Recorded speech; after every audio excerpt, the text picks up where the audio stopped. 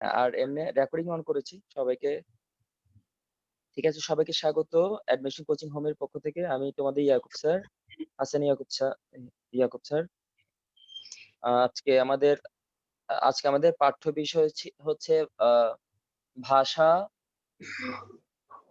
ভাষা বাংলা ভাষা লেকচার 1। আজকে আমরা ক্লাস শেষে যা শিখবো শিখন ফলে আমাদের আছে। আমরা প্রথমত ভাষার সংজ্ঞা ও পরিচিতি জানতে পারবো। তোমরা সবাই আমরা ক্লাস শেষে আজকে যেটা যেটা জানবে এটা বুঝে নাও। আমরা আজকে কি জানবো? ভাষার সংজ্ঞা ও পরিচিতি। ঠিক আছে, এই স্ক্রিনটা দেখা যাচ্ছে? Yes, sir. Good. Yes, Okay. sir. Yes, sir. হ্যাঁ, Yes, sir. Okay fine. Now mute করো সবাইকে, নিজেদেরকে মিউট রাখো। এরপরে দেখো, এখানে আমরা ভাষার সংজ্ঞা পরিচিতি জানতে পারবো। এরপরে জানতে পারবো ভাষার ক্রমবিকাশ সম্পর্কে। ভাষা কিভাবে আদিকাল থেকে বর্তমান রূপটা লাভ করেছে। ঠিক আছে, ওই বিষয়টা আমরা জানতে পারবো। নেক্সট আমরা জানতে পারবো ভাষার প্রকারভেদ সম্পর্কে। ভাষা কয় প্রকার এবং এগুলো কিভাবে স্তরবিন্যাস শেষ করে আমাদের আধুনিক রূপ লাভ করেছে, এবং এই ভাষা প্রকারভেদের মধ্যে কি কি আছে, কোনটা আধুনিক প্রকারভেদ, কোনটা প্রচলিত মানে পুরাতন প্রাচীন প্রকারভেদ। এরপর আমরা ভাষার উপাদান সম্পর্কে, ভাষার মধ্যে কোন কোন উপাদান বিদ্যমান, কোন কোন উপাদানের সমন্বয়ে ভাষা গঠিত হয়। যেমন ধ্বনি, আহ শব্দ, ধ্বনি, শব্দ, বাক্য, এভাবে করে যে আমাদের ভাষার যে স্তর বাগর্থ, এই 4টা স্তর পেরিয়েছি কিভাবে যে ভাষা গঠিত হয়, বাক্য গঠিত হয়, আমরা ওই জিনিসটা জানবো। এরপরে ভাষার প্রকাশ মাধ্যম সম্পর্কে জানতে পারবো। মানে ভাষা কিভাবে কোন স্টাইলে আমাদের কাছে প্রকাশ পাচ্ছে। এক একটা ভাষা বিভিন্ন, যেমন আমি যদি বলি পুলিশ চোরটিকে ধরেছেন, এটা একটা স্টাইল। আমরা এটাও বলতে পারি চোরটি পুলিশ দ্বারা ধৃত হয়েছে। ঠিক আছে, পুলিশ চোরকে ধরেছেন, চোরটি পুলিশ কর্তৃক ধৃত হয়েছে, চোরটি পুলিশ দ্বারা ধৃত হয়েছে, পুলিশ চোরটিকে হাতে নাতে ধরেছেন। আমরা এক এক স্টাইলে কথা বলতে পারি, কিন্তু কথা একই, বাক্য একটাকে আমরা বিভিন্ন স্টাইলে বলছি। এটাকে বলছে ভাষা প্রকাশভঙ্গি। কে কিভাবে প্রকাশ করছে। অনেকে আবার ইশারায় কথা বলছে, অনেকে আবার যেমন ট্রাফিক পুলিশ তোমাদের সাথে বলে না এই থামিন থামিন, এভাবে বলে না। ট্রাফিক পুলিশের একটা ইশারা আছে, এটা প্রত্যেকে বুঝে। লাল বাতি জ্বলে গেছে, হলুদ বাতি কি, সবুজ বাতি কি। মিউট রাখো নিজেদেরকে প্লিজ, মিউট থাকবে। রুমাইজা ইবনাত, মিউট রাখো।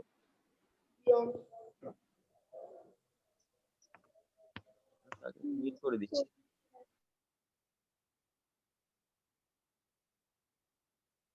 হ্যাঁ, এরপরে বলছে ভাষা প্রকাশভঙ্গি। আমরা এখানে শিখন ফল, আমরা এই ক্লাস শেষে আজকে আমরা এই বিষয়গুলো জানবো। আমরা নেক্সট যাচ্ছি। এখন এখানে ভাষার সংজ্ঞা, পরিচিতি, উদ্ভব ও ক্রমিক বিকাশ সম্পর্কে আমরা এখন পড়বো। সংজ্ঞা, ভাষাটা আসলে কি আমি এটা একটু পরে দিচ্ছি। তোমরা বলো জান্নাতুল হাসিন, তোমার আসলে পুরো নাম কি? জান্নাতুল হাসিন কিনা, কার আইডি থেকে ঢুকেছো? তোমার আম্মুর মেবি। আচ্ছা, তুমি বলো ভাষা কি, বলো তো আমাকে ভাষাটা কি?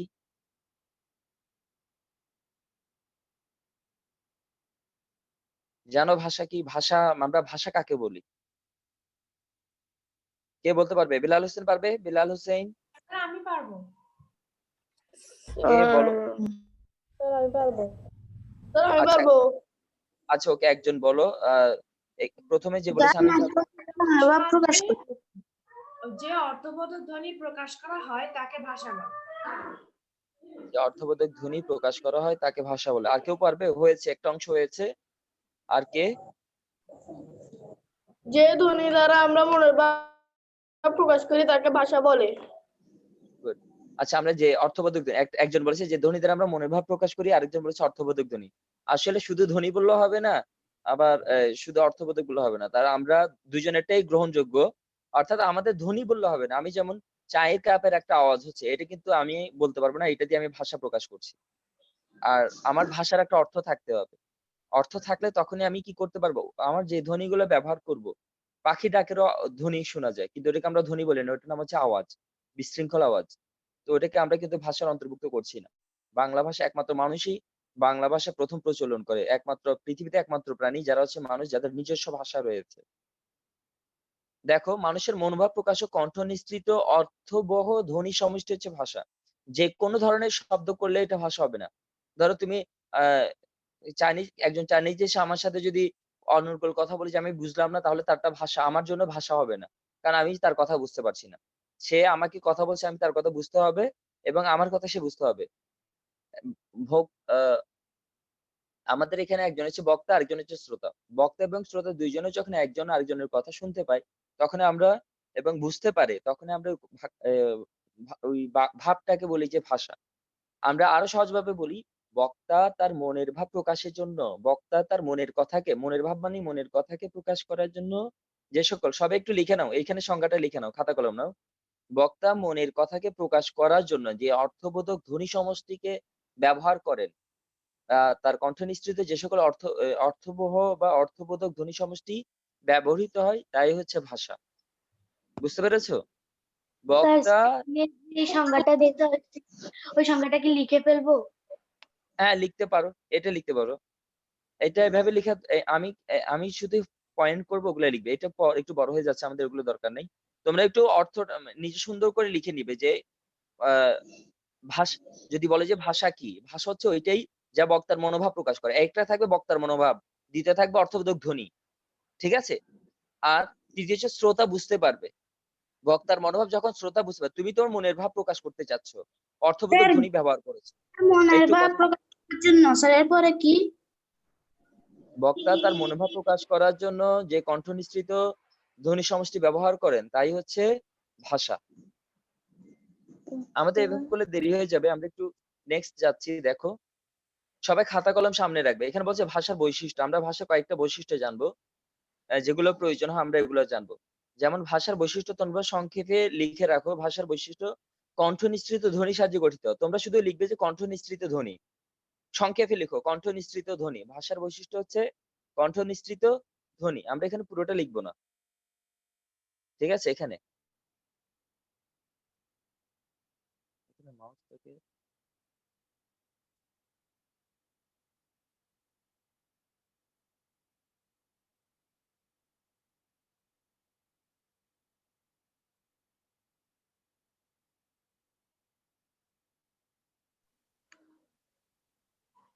আচ্ছা।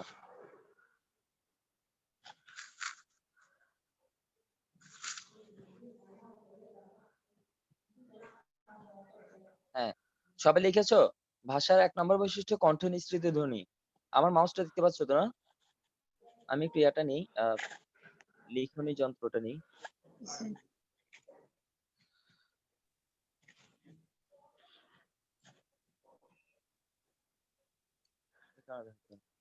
এরপরে আসো,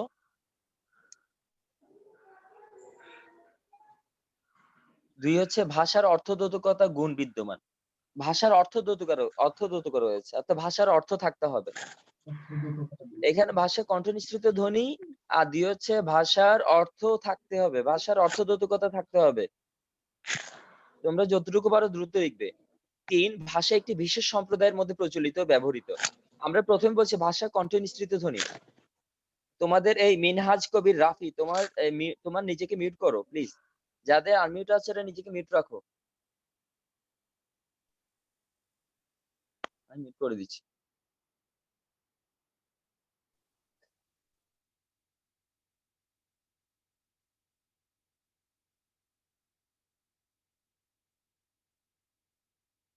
দেখো ভাষার এখানে আমরা কণ্ঠ, অর্থাৎ ভাষা একটা ভাষা আমরা যখন বলবো ভাষার পরিচয়ের মধ্যে, ভাষার মধ্যে কণ্ঠ থাকতে হবে। অর্থাৎ আমাদের বাকযন্ত্রের ব্যবহার থাকতে হবে।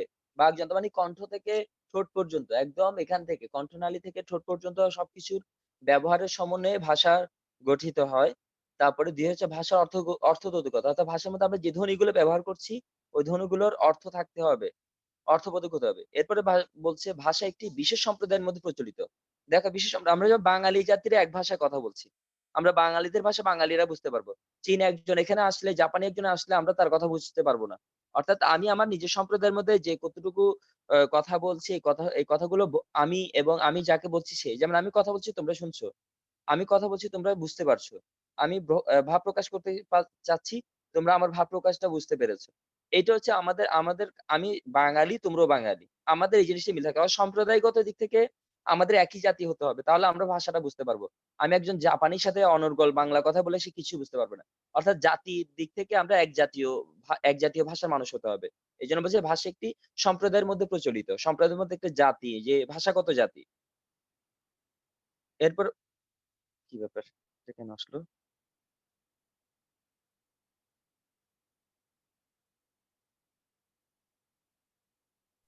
স্যার কোথায় চলে গেছেন গা?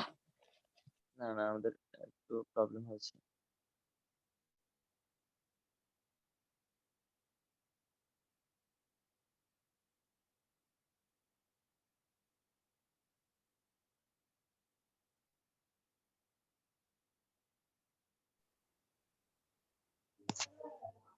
হ্যাঁ, ৪ নাম্বার হচ্ছে ভাষা মানুষের স্বেচ্ছাকৃত আচরণ ও অভ্যাসের সমষ্টি। মানুষ ইচ্ছায় যে সকল আচার-আচরণ করে, মৌখিকভাবে কথা বলে, এগুলো হচ্ছে তাদের অভ্যাস এবং আচরণের সমষ্টি হচ্ছে ভাষা। এটা অটোমেটিক্যালি আসবে। সাইফ হোসেন কে?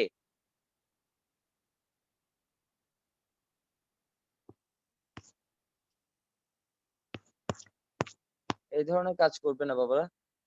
এমনি বাসায় খাতা কলম নাও, খাতা কলম নিয়ে লিখো। স্যার তারপর দেখো সরি স্যার, আমি ভুল করে ফেলছি। না, অন্য সরি। কিছু নক করবে না। তুমি ল্যাপটপে হাত দিবে না। একটু দূরে থাকো। জাস্ট খাতা কলম নিয়ে তোমরা খাতা কলমে রাখো। কলমে হাত রাখো। আদিকালে আচ্ছা। মানুষের ভাব প্রকাশের মাধ্যম ছিল ইশারা, অঙ্গ-প্রত্যঙ্গের ব্যবহার, নাচ, চিত্র। তাহলে এখানে কিন্তু তোমাদের ইম্পোর্টেন্ট বিষয়। তোমাদের প্রশ্ন আসতে পারে যে এইটা প্রশ্ন লিখে রাখো। আদিকালে মানুষের ভাব প্রকাশের মাধ্যম ছিল কি? ইশারা, অঙ্গ-প্রত্যঙ্গ, ব্যবহার, নাচ, চিত্র। ৪টা জিনিস ছিল যেগুলো। ইশারা ছিল, অঙ্গ-প্রত্যঙ্গ ছিল, নাচ আর চিত্র। এই ৪টা জিনিসের মাধ্যমে আদিকালে মানুষ তার ভাব প্রকাশ করত। একটু নোট রাখো। দ্রুত নোট করে ফেলো। ভাষা মানুষের স্বেচ্ছাকৃত আচরণ ও অভ্যাসের সমষ্টি। এটা আমাদের নোটিফিকেশন। আমি যেটা বলব নোট ওটা করবে। যেমন আদিকালে মানুষের ভাব প্রকাশের মাধ্যম ছিল ইশারা বা অঙ্গ-প্রত্যঙ্গের একটা হচ্ছে ইশারা। আদিকালে মানুষ ইশারায় কথা বলতো। এই সময় ভাষা ছিল না। তারপরে ছিল অঙ্গ-প্রত্যঙ্গ। হাত দিয়ে বা মুখ দিয়ে ওরা ইশারা করতে এভাবে বুঝতো। তারপরে হচ্ছে নাচ। বিভিন্ন নাচের মধ্যে দিয়ে ওরা ওদের ভাব প্রকাশ করার চেষ্টা করত। আর সবচাইতে ওদের লিখন পদ্ধতির মধ্যে ছিল যে চিত্র। ওরা চিত্রকে লিখে প্রকাশ করত। ১ম এ চিত্রলেখ থেকে মানুষের লিখন পদ্ধতিটা এসেছে।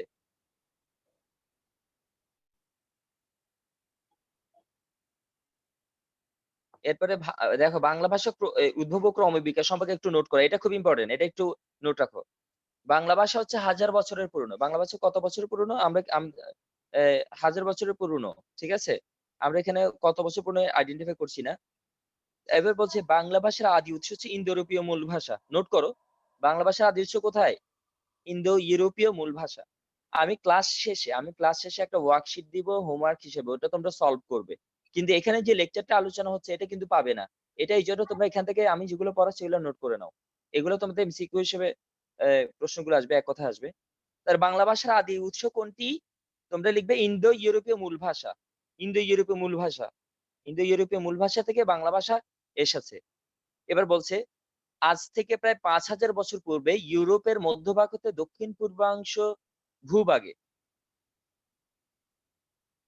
প্রায় ৫,০০০ পূর্বে ইউরোপের মধ্যভাগ হতে দক্ষিণ-পূর্বাংশের ভূভাগে ইন্দো ইউরোপীয় মূল ভাষা প্রচলিত ছিল। বুঝতে পেরেছি কিনা? ইন্দো ইউরোপীয় ইয়েস মূল ভাষা স্যার।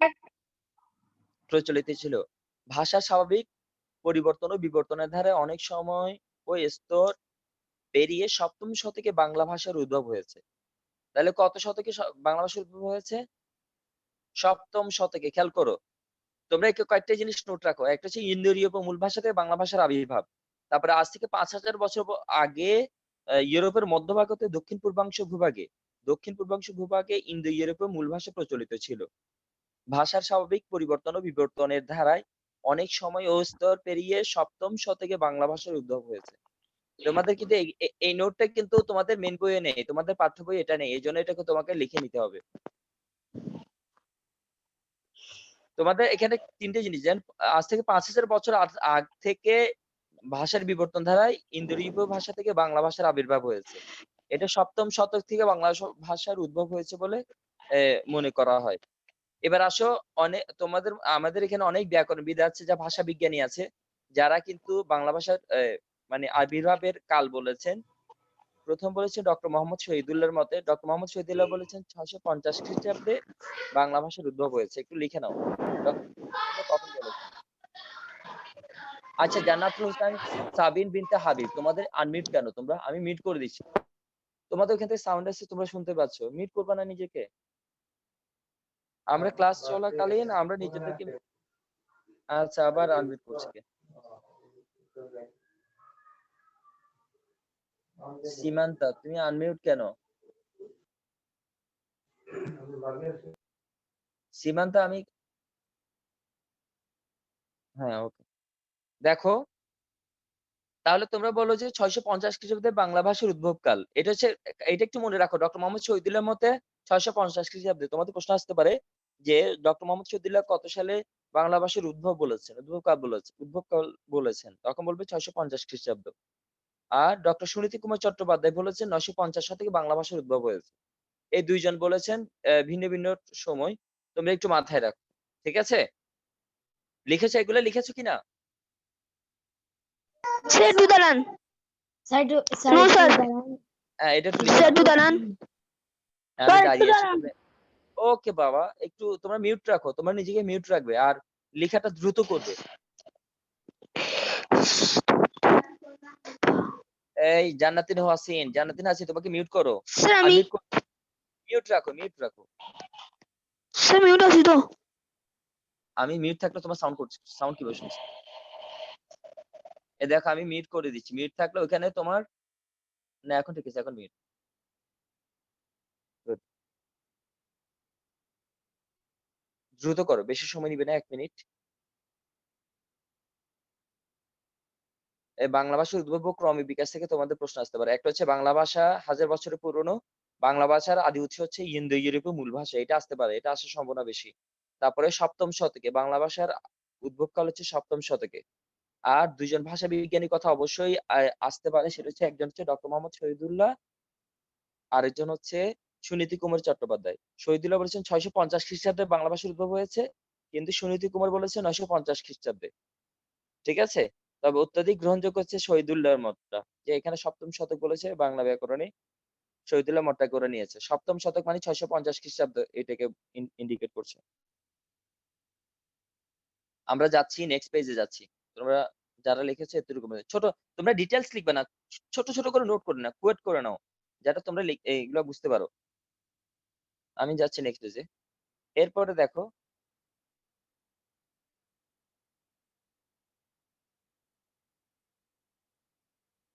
হ্যাঁ, এইখানে কয়েকটা জিনিস আমি এখানে সরাসরি দেখো। আমরা ভাষা সম্পর্কে পড়ছি একটু। প্রাণীজ, আমার এখানে কিন্তু টাইমিং আর ৭ মিনিট আছে। ৭ মিনিট পরে তোমরা সবাই জুমে রিজয়েন করবে। ঠিক আছে? এখন দেখো, ভাষা নিয়ে আমরা আরেকটু পড়ি। এখানে আরেকটা প্রশ্ন আসতে পারে। প্রাণী জগতে একমাত্র মানুষের ভাষা আছে। তাহলে প্রাণী জগতে কাদের ভাষা আছে বলতে পারো? এটা প্রশ্ন আসতে পারে। একটু লিখে নাও। একমাত্র মানুষেরই ভাষা আছে। প্রাণী জগতে একমাত্র মানুষেরই ভাষা আছে। বা শুধু লিখে রাখো যে মানুষের ভাষা আছে, আর অন্য কোনো প্রাণীর নেই, শুধু মানুষের আছে। তারপরে এখানে বলছে শরীর ও স্নায়ু বিজ্ঞানীরা পরীক্ষা করে দেখেছেন যে ভাষা ব্যবহারের জন্য মানুষের স্নায়ুতন্ত্র, তার মস্তিষ্ক, অন্যান্য প্রত্যঙ্গের যেভাবে তৈরি ও অন্যান্য প্রত্যঙ্গ যেভাবে তৈরি হয়েছে, আমার এখানে দেখা যাচ্ছে, অন্যান্য প্রত্যঙ্গ যেভাবে তৈরি হয়েছে, অন্যান্য প্রাণীর ক্ষেত্রে তা দেখা যায় না। এখানে কি বলছে? মানুষের ক্ষেত্রে যেভাবে মস্তিষ্ক, স্নায়ুতন্ত্র এবং অন্যান্য প্রত্যঙ্গ তৈরি হয়েছে, তা অন্য প্রাণীর ক্ষেত্রে দেখা যায় না। এটা একটু, মানুষের মস্তিষ্ক, স্নায়ুতন্ত্র এবং অঙ্গ-প্রত্যঙ্গ অন্যান্য প্রাণীদের চাইতে উত্তম। এটা লিখে রাখ, যে ব্যতিক্রম। এটা একটু সুন্দর করে লিখে রাখ। এটার মধ্যে যেকোনোভাবে ঘুরিয়ে আসতে পারে যে শরীর ও স্নায়ু বিজ্ঞানীরা। কারা এটা রিসার্চ করছে? শরীর ও স্নায়ু বিজ্ঞানীরা বলছে মানুষের মস্তিষ্ক, স্নায়ুতন্ত্র এবং অঙ্গ-প্রত্যঙ্গ অন্যান্য প্রাণীদের চাইতে কি? উত্তম, বা অন্যান্য প্রাণীদের ক্ষেত্রে মানুষের মতো দেখা যায় না। এটুকু একটু মাথায় রাখো। এবার আসো প্রকারভেদ। ভাষা কয় প্রকার? ভাষা আমরা আ ভাষাকে আমরা ২ ভাবে চিনি। একটা হচ্ছে মৌখিক ভাষা, একটা হচ্ছে লিখিত ভাষা। আমাদের প্রাচীন ভাষাটাই হচ্ছে মৌখিক ভাষা। ঠিক আছে? আমরা এখানে দেখছি মৌখিক ভাষা, ২ লিখিত ভাষা। সাউন্ড করবে না, মিউট করো। সবাই নিজেকে মিউট রাখো। সাময়িতা সরকার, আমি মিউট করে দিচ্ছি তোমাকে। ওকে। দেখো, এরপরে বলছে, আমি কেন বলছি এটা রেকর্ডিং হচ্ছে, তো তোমরা অপ্রয়োজনীয় সাউন্ড করলে এটা আমার রেকর্ডিং এ ডিস্টার্ব হচ্ছে। আর এই রেকর্ডিংটা তোমাদেরই জন্য, যাতে ক্লাস শেষে কখনো যদি তোমাদের প্রয়োজন হয় এটা যেন দিতে পারি স্কুল থেকে অনুমতি নিয়ে, ঠিক আছে? এই কোচিং থেকে। এরপরে দেখো আমাদের এখানে দেখো মৌখিক ভাষা কাকে বলে? আমরা মৌখিক ভাষা, যেমন আদিতে লেখার ব্যবস্থা, আমি এখানে একটু করে দিচ্ছি। আদিতে লেখার ব্যবস্থা বা লিখিত ভাষার প্রচলন ছিল না। আদি মানে আদিকালে। সবাই বুঝে নাও, আদি যুগে লিখিত ভাষার প্রচলন ছিল না। তাহলে তোমরা একটু লিখে নাও, আদিকালে কোন ভাষার প্রচলন ছিল না? লিখিত ভাষার প্রচলন ছিল না। মনে থাকবে? এটা একটু নোট করো। ভাষা কয় প্রকার? ২ প্রকার। এটা একটু নোট করো। দ্রুত লিখবে। এখানে সময় কম অপচয় করবে। লিখছো সবাই? হ্যাঁ, খাতা কলম যাদের নেই সামনে দ্রুত লিখবে, কিন্তু এগুলো খুবই গুরুত্বপূর্ণ টপিক কিন্তু। তাহলে আমরা পাচ্ছি যে মৌখিক ভাষা হচ্ছে প্রাচীন ভাষা। প্রাচীন কাল থেকে আমরা মৌখিক ভাষায় কথা বলে আসছি। হয়তোবা আমরা ১ম এ পুরোপুরি ভাষার আবিষ্কার যখন হয়নি, আমরা ইশারা ইঙ্গিত এগুলা দিয়ে নাচ গান দিয়ে আমরা কথা বলেছি। এটা আগেই বলেছি। প্রাচীন যুগে প্রথমত আ ইশারা, তারপর অঙ্গ-প্রত্যঙ্গ, এরপর নাচ, এই চিত্র। এই ৪ টা ভাবে ভাষাকে প্রকাশ করা হয়েছে। এরপর যখন ভাষা আবিষ্কার হয়েছে, তখন মানুষের মৌখিক ভাষা আবিষ্কার হয়েছে। তখন কিন্তু লেখার ভাষা আবিষ্কার হয়নি। আদিতে লেখার ব্যবস্থা বা লিখিত ব্যবস্থার প্রচলন ছিল না। তখন মানুষ মুখেই কথা বলতো বা ইশারায় একে অপরের সাথে ভাষার ভাব প্রকাশ করত। মুখের ভাষাই তখন মানুষের একমাত্র প্রকাশ মাধ্যম ছিল। তাহলে আদিতে কোন ভাষা মানুষের একমাত্র প্রকাশ মাধ্যম ছিল? মুখের ভাষা। এটা একটু লিখে রাখো। আদিকালে মুখের ভাষাই মানুষের প্রকাশের একমাত্র মাধ্যম ছিল। এটা একটু নোট রাখো। এখনো বিশ্বের ভূভাষা মৌখিক পর্যায়ে রয়ে গেছে। আমাদের দেশের ক্ষুদ্র নৃগোষ্ঠীগুলো প্রত্যেকেরই ভাষা আছে, কিন্তু তাদের সব ভাষায় লিখন ব্যবস্থা নেই। তাহলে আমাদের দেশে কাদের এখনো লিখন ব্যবস্থা অনেকেরই নেই। এটা কিভাবে মনে করবে? কিভাবে লিখবে? নৃগোষ্ঠীদের। নৃগোষ্ঠী মানে চাকমা, মারমা, এদের অনেক জাতি আছে। উপজাতি আরকি। নৃগোষ্ঠী মানে আমাদের এখানে যারা উপজাতি আছে, এটা মনে রাখো যে আমাদের এখানে নৃগোষ্ঠী বা উপজাতি যারা আছে এদের মধ্যে অনেকেরই এখনো এই লিখিত ভাষা আবিষ্কার হয়নি। এ ঠিক আছে? ওদের এখনো লিখন ব্যবস্থা আবিষ্কার হয়নি। ওরা মুখে যে সকল কথা বলে ওটাই তাদের ভাষা। যেসব ভাষা যেসব ভাষা লেখার কোনো ব্যবস্থা নেই সেগুলোই হলো মৌখিক ভাষা। তার মানে আমরা ভাবছি মৌখিক ভাষা কোনগুলো? যেসব ভাষা লেখার কোনো ব্যবস্থা নেই। তাই হচ্ছে মৌখিক ভাষা। আমাদের বাংলা ভাষা যতদিন পর্যন্ত লেখার ব্যবস্থা ছিল না, ততদিন এটা ছিল মৌখিক ভাষা। বুঝতে পেরেছি কিনা? তার মানে আমাদের উপজাতিদের মধ্যে অনেকের এই ভাষা কি লিখিত নয়। ওরা মুখেই কথা বলে। ওদের লিখার কোনো ভাষা নেই। ওরা লিখতে গেলে অন্য কোনো ভাষায় লিখে। নিজের ভাব প্রকাশ করতে যাচ্ছে। মনে করো ওরা মনে করো কোনো মারমা কথা বলতে চাচ্ছে বা বা কোনো গারো কথা বলতে চাচ্ছে। ওদের যদি নিজস্ব ভাষা না থাকে, লেখার ভাষা না থাকে, ওরা তখন বাংলা ভাষাটা শিখে বাংলা ভাষায় লিখবে। ওদের ভাষাটা ওরা শুধু মুখে কথা বলবে। বুঝতে পেরেছো কিনা? বা ইংরেজি ভাষায় লিখবে। অন্য ভাষা শিখে অন্য ভাষায় ভাব প্রকাশ করার চেষ্টা করবে। কিন্তু নিজের ভাষা ওদের লিখিত নয়, মৌখিক ভাষা ওইটা। তাহলে আমরা এক কথায় বলি যেসব ভাষার, এটা একটু লিখে রাখো, নোট করো। যেসব ভাষার লেখার ব্যবস্থা নেই সেগুলো হচ্ছে মৌখিক ভাষা। মৌখিক ভাষা কোনগুলো? যার লেখার ব্যবস্থা নেই। বুঝতে পেরেছো? তাহলে এরকম ভাষার মধ্যে বাংলাদেশের অনেক নৃগোষ্ঠী রয়েছে। এবার আসো, এখন বলছে মানুষ চেষ্টা করেছে, এবার লিখিত ভাষা কোনটা? মানুষ চেষ্টা করেছে তার ভাষাকে ধরে রাখতে, যাতে ব্যক্তির মৃত্যুর পরও ভাষা বেঁচে থাকে। এভাবে একদিন আবিষ্কৃত হয়েছে লিখন ব্যবস্থা বা রাইটিং সিস্টেম। বিশ্বের ভাষাগুলো লেখার নানা ব্যবস্থা রয়েছে। আপাত মনে হয় ভাষাসমূহের লিখন ব্যবস্থা বহু এবং একটির সঙ্গে আরেকটির কোনো মিল নেই। কিন্তু সে ধারণা বাস্তব নয়। ভাষার লিখন ব্যবস্থা প্রধানত ৩ প্রকার। মানে বাস্তবে মনে হচ্ছে ভাষার লিখন ব্যবস্থা অনেক। কিন্তু আসলে এরকম নয়। একটার সাথে একটার অপরটার মিল নেই এরকম মনে হতে পারে। কিন্তু আসলে এরকম নয়। এই সে ধারণা বাস্তব নয়। ভাষার লিখন ব্যবস্থা ৩ প্রকার। তাহলে আমরা বলতে পারি ভাষার লিখন ব্যবস্থা কয় প্রকার? ৩ প্রকার। এক হচ্ছে বর্ণভিত্তিক, অক্ষরভিত্তিক, ভাবাত্মক। এটা একটু লিখে নাও। ভাষার লিখন ব্যবস্থা ৩ প্রকার। বর্ণভিত্তিক, অক্ষরভিত্তিক, ভাবাত্মক। আমরা নেক্সট জুমে এটা আলোচনা করব। এখন জুম আউট হলে সবাই রিজয়েন করো। সবাই লিখেছো? Yes sir. গুড। এটা লিখে রিজয়েন না স্যার, না আমি স্যার, না স্যার, না স্যার। হ্যাঁ, এখনই জুম আউট হবে। স্যার সবাই একটু দ্রুত স্যার লিখে দাও। বর্ণভিত্তিক কি কি? বর্ণভিত্তিক, এটা পরে আলোচনা করছি। আমি আলোচনা করব। আগে এটা লিখে নাও। ৩ প্রকার লিখে নাও। আমরা নেক্সট যাচ্ছি। এটা জুম আউট হয়ে যাচ্ছে। স্যার সেকেন্ড সবাই সবাই সেকেন্ড অক্ষরভিত্তিক আর ৩ নাম্বারটা কি স্যার? ভাবাত্মক। দ্রুত টাইম আউট। সবাই জয়েন করো। স্যার শেষ। Thank you sir. হ্যাঁ, থ্যাংক ইউ। লিমিট রাখো। আমার সবাই রিজয়েন করো। সবাই রিজয়েন করো। এখানে এখন টাইম আউট হয়ে যাচ্ছে। Okay sir. দেরি করবে না, রিজয়েন করার সময় দ্রুত করবে। আমি